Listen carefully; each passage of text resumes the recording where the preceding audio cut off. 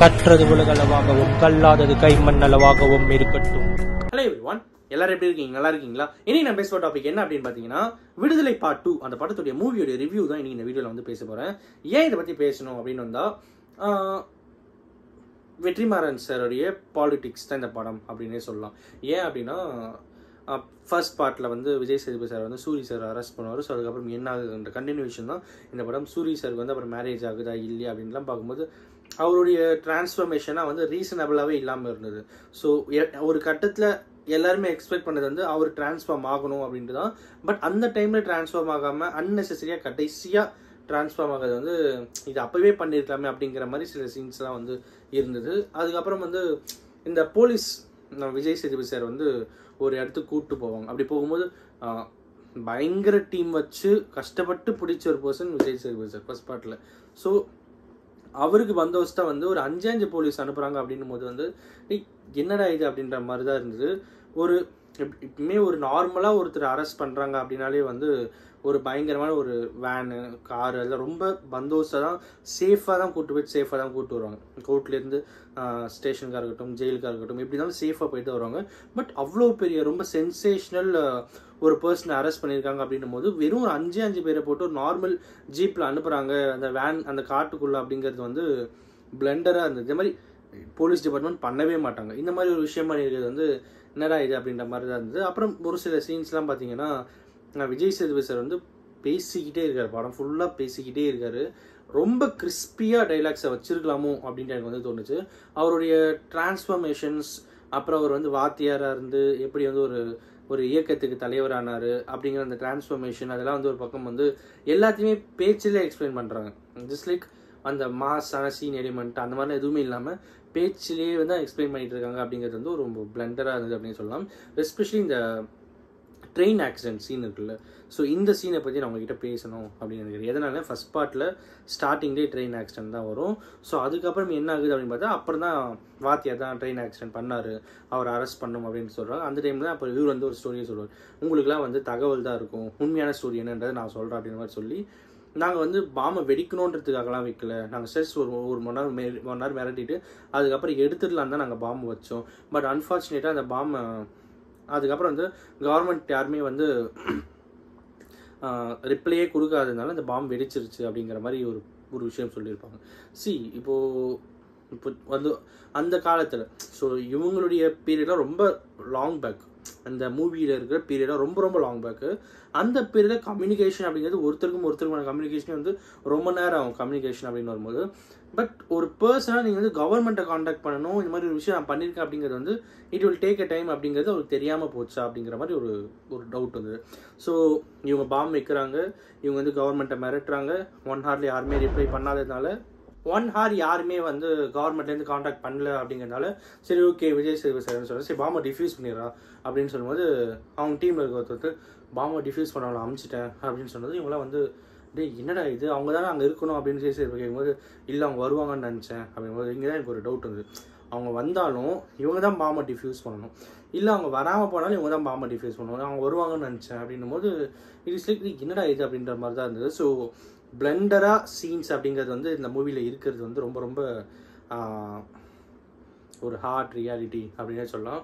சில சீன்ஸ் தான் ரொம்பவே அக்செப்ட் பண்ணிக்க முடியாத சில சீன்ஸ்லாம் இருந்தது. ஸோ இந்த மாதிரி சீன்ஸ் தான். ஸோ இவங்களே வைப்பாங்களாம், இவங்களே எடுக்கலாம்னு நினைப்பாங்களாம், ஆனால் இவங்களால் அது எடுக்க முடியாமல் போயிடுமா, ஸோ அது காரணம் கவர்மெண்ட் அப்படின்வாங்களாம். அதுக்கு ஒரு ஸ்டோரி சொல்லி கவர்மெண்ட் தான் பண்ணிச்சு, இப்போ சொல்லுங்கள் நாம் காரணது கரெக்டாக அவங்க பண்ணது கரெக்டு, பாம்பை வச்சதே ஃபஸ்ட்டு தப்பு, ஸோ நீ பாம்பை வைப்பீங்களா, அப்புறம் அது கவர்மெண்ட் எடுக்கணும்னு நினைப்பீங்களா, கவர்மெண்ட் எடுக்கலைன்னா கவர்மெண்ட் தான் எடுக்கலையே அப்போ கவர்மெண்ட் தான் தப்புச்சு அப்படின்னா இது எந்த விதத்தில் நியாயம். ஸோ இன்னொரு விஷயம் என்ன அப்படின்னு பார்த்தா, இதில் பெருமாள் சாருடைய கேரக்டர் வந்து வாத்தியார் பெருமாள் கேரக்டர் வந்து ரொம்பவே எக்ஸாக்ரேட் பண்ணியிருக்காங்களோ அப்படின்னு சொல்லிட்டு தோணுச்சு. அவர் வந்து பொது உடைமையாக இருக்கணும், எல்லாருமே சமத்துவமாக இருக்கணும் அப்படிங்கிறத அவர் சொல்கிறது அந்த படத்தில் நம்மளால் வந்து பார்க்க முடியும். ஸோ அப்படி இருக்கும்போது அந்த மாதிரி இருக்கிற ஒரு பர்சன் ஏன் ட்ரெயினுக்கு போய் பாம்பு வைக்கணும், எல்லாருமே ஒன்று அப்படின்னு நினைக்கிறவங்க வந்து ஒரு உயிருக்கு ஹார்ம்ஃபுல்லாக இருக்கிறதுக்கு நினைக்க மாட்டாங்களே. ஸோ இவங்க சும்மாவே வைக்கிறதா இருந்தாலும் டம்மி பாம்பு வச்சிருக்கலாம். ஸோ இவங்க ஒரிஜினல் பாம்பையே வைப்பாங்களாம், ஆனால் அதுக்கப்புறம் வந்து அது கவர்மெண்ட் எடுக்கலாம், கவர்மெண்ட் தான் ரீசன் சொல்லிட்டு நான் எதுவும் பண்ணல அப்படின்னு சொல்கிறதா வந்து பிளண்டராக இருந்தது அப்படின்னே சொல்லலாம். அப்புறம் சூரி சாரோட ஆக்டிங்னா ஓரளவுக்கு நல்லா இருந்தது. சூரி சாரோட ஆக்டிங் வந்து கொஞ்சம் காமன் கம்போஸ்டான ஒரு கேரக்டராக சூரி சார் இருந்தது. மியூசிக் அப்படின்னு வரும்போது மியூசிக் குட் ஸ்கோர் அப்படின்னே சொல்லலாம். சில சாங்ஸ்லாம் வந்து ரொம்ப அந்த ஃபஸ்ட்டு பாட்டில் ஒரு பாட்டு வரும் பாருங்க, ஒரு லவ் சாங் ஒன்று வரும் பார்த்தீங்களா, அந்த டியூன்லேயே தான் இந்த சாங்ஸுமே இருக்கும். ஸோ அது கொஞ்சம் நியூவாக புதுசாக இந்த டியூன் போட்டிருந்தா நல்லா இருந்திருக்குமோ அப்படின்னு சொல்லிட்டு தோணுச்சு. ஸோ ஓவராலாக இந்த மூவியோடைய விஷுவல்ஸ்லாம் வந்து ரொம்ப நல்லா இருந்தது. விஷுவல்ஸ் பயங்கரமான விஷுவல்ஸு. ஃபைட்ஸ் நிறைய ஃபைட்ஸ், விடுதலை பார்ட் 2, விடுதலை part 1. So Vetrimaaran sir movies அப்படின்னாலே கொஞ்சம் ரணகலமாக தான் இருக்கும். ஸோ அது எந்த ஒரு சந்தேகமும் இல்லை.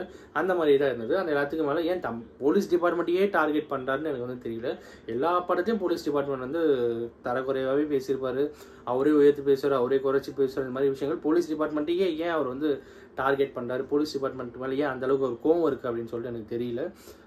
அந்த விஷயங்களும் இந்த படத்தில் இருக்கிறது வந்து போலீஸ் டிபார்ட்மெண்ட்டை தப்பு சொல்கிறது நான் எப்பயுமே வந்து அக்செப்ட் பண்ணிக்க மாட்டேன். ஏன் அப்படின்னா அவங்களுடைய ஹார்ட் ஒர்க்லாம் வந்து யாருக்குமே அந்த அளவுக்கு தெரிய மாட்டேங்குது. ஸோ இட் இஸ் லைக் நான் கவர்மெண்ட்டை பற்றி தப்பு சொல்லணுமா, தூக்குறா போலீஸ் டிபார்ட்மெண்ட்டை தூக்குறா, அவங்க என்னென்ன பண்ணுறா பார்த்துக்கலாம் அப்படிங்கிற மாதிரி இதெல்லாம் வந்து ரொம்ப தப்பாக இருக்குது. ஸோ போலீஸ் டிபார்ட்மெண்ட் அந்தளவுக்கு ஒர்க் பண்ணுறாங்க. அவங்களுடைய டெடிக்கேஷன், அவங்களுடைய ஒர்க்லாம் வந்து ரொம்ப ரொம்ப ஒரு பியூர் அப்படின்னே சொல்லலாம். ஏன் அப்படின்னா யோசிச்சு பாருங்கள், அந்த பெர்ஃபெக்ஷன் அப்படிங்கிறது வந்து ரொம்ப ரொம்ப இன்டெப்த்தாக இருக்கும் போலீஸ் டிபார்ட்மெண்ட்டில். ஸோ அவங்களுடைய ரெஸ்பெக்டாக இருக்கட்டும், அவங்களுடைய டிக்னிட்டியாக இருக்கட்டும், அதுக்கப்புறம் வந்து நம்மளே சொல்லுவோமே, இப்போ நம்மளாம் ஸ்கூல்ஸ் படிச்சுட்டு வந்திருப்போம், காலேஜ்லாம் முடிச்சுட்டு வந்துருப்போம். எத்தனை பேர் டெய்லி யூனிஃபார்ம் போட்டு போகிறதுக்கு யோசிச்சிருப்போம். யூனிஃபார்ம் என்னைக்கிடா லாஸ்ட் டேட் வருது, நம்ம யூனிஃபார்ம்லாம் தூக்கி போட்டு ஜாலியாக கலரில் சுற்றலாம் தான் நம்மளாம் இருந்திருப்போம். ஆனால் 60 வயசு வரைக்கும் ஒரு நபர் யூனிஃபார்ம் போட்டுட்டு போகிறாங்க அப்படின்னா அது ஒரு சில டிபார்ட்மெண்ட்ஸ் மட்டும்தான். அதில் முக்கியமான டிபார்ட்மெண்ட் போலீஸ் டிபார்ட்மெண்ட். ஸோ அப்படி இருக்கும்போது காவல்துறையவே வந்து கார்னர் பண்ணுறது அப்படிங்கிறது வந்து ஒரு அக்செப்ட் பண்ணிக்க முடியாத ஒரு விஷயம். அது நான் எந்த மூவியில் இருந்தாலும் நான் பேச செய்வேன். ஏன் அப்படின்னா எனக்கு பர்சனலாக போலீஸ் டிபார்ட்மெண்ட்னா அவ்வளோ பிடிக்கும். எனக்கு பர்சனலாக போலீஸ் டிபார்ட்மெண்ட்னா ரொம்பவே மரியாதை, ரொம்ப ரெஸ்பெக்ட் வச்சுருக்கிற ஒரு டிபார்ட்மெண்ட்னா எனக்கு போலீஸ் டிபார்ட்மெண்ட் தான். ஸோ அப்படி இருக்கும்போது அவங்களே தப்பாக பேசுகிறது அப்படிங்கிறது வந்து எனக்கு அக்செப்ட் பண்ணிக்க முடியாத ஒரு விஷயமா இருக்குது. ஏதாவது ஒரு மூவி அப்படின்னா ஓகே, வெற்றிமாறன் சாருடைய மோஸ்ட் ஆஃப் தி மூவிஸில் பார்த்தீங்கன்னா போலீஸ் டிபார்ட்மெண்ட்டே தப்பாக போர்ட்ரேட் பண்ணுவார். விசாரணையாக இருக்கட்டும், கஸ்டோடியல் டெத் அதில்.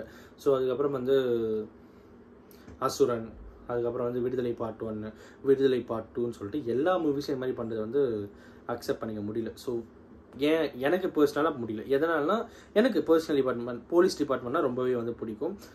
ஒரு பர்சனல் அட்டாச்மெண்ட் அப்படிங்கிறது எனக்கு சின்ன வயசுலேயே போலீஸ் டிபார்ட்மெண்ட்னா எனக்கு ரொம்ப உயிர். ஸோ நான் நிறைய டைமில் சொல்லியிருக்கேன், நானே போலீஸ் ஆகணும்னா ட்ரை பண்ணியிருக்கேன். But try in the sense வீட்டில் எனக்கு பெர்மிஷன் கொடுக்காதனால என்னால் அடுத்த கட்டத்துக்கு போக முடியல. இல்லைன்னா நான் கண்டிப்பாக போலீஸாக ஆகிருக்கணும் அப்படின்றது தான் என்னுடைய ஒரு மிகப்பெரிய ட்ரீம். புக்ஸ்லாம் வாங்கி படித்து எக்ஸாம்ஸ் கிட்ட போகும்போது ஒரு தடங்கள். ஸோ அந்த அளவுக்கு எனக்கு போலீஸ் டிபார்ட்மெண்ட்னா ரொம்ப பிடிக்கும். போலீஸ் டிபார்ட்மெண்ட்டை இவங்க தப்பாக பேசுறதுங்கிறது எனக்கு அக்செப்ட் பண்ணிக்க முடியல. ஸோ அதுவே எனக்கு ஒரு மாதிரி இருந்தது. இது போலீஸ் டிபார்ட்மெண்ட் எனக்கு எப்பவுமே கார்னர் பண்ணுறீங்க. இப்போ புஷ்பா 2 அதுலேயுமே ரொம்ப போலீஸ் டிபார்ட்மெண்ட் வல்கராக பேசியிருப்பாங்க. இன்ஃபேக்ட் கேஸ்லாம் ஃபைல் பண்ணியிருக்காங்க. இதுலேயுமே அது மாதிரி தான் போலீஸ் டிபார்ட்மெண்ட் ரொம்ப தப்பாக காமிச்சிக்கிறது எனக்கு அக்செப்ட் பண்ணிக்க முடியாத ஒரு விஷயமா இருந்தது. எனக்கு பர்சனலாக போலீஸ் டிபார்ட்மெண்ட் ரொம்பவே பிடிக்கும் அப்படிங்கிறத நான் திரும்பவும் எங்ககிட்ட நான் சொல்லிக்கிறேன். இந்த விஷயங்கள் தான் இந்த படத்தில் இருக்குது அப்படிங்கிறத தாண்டி சூரி சார் எதனால் திடீர்னு சுவிட்ச் ஓவர் ஆகுறாரு, கேரக்டர் சேஞ்ச் ஆகுது, அப்புறம் வந்து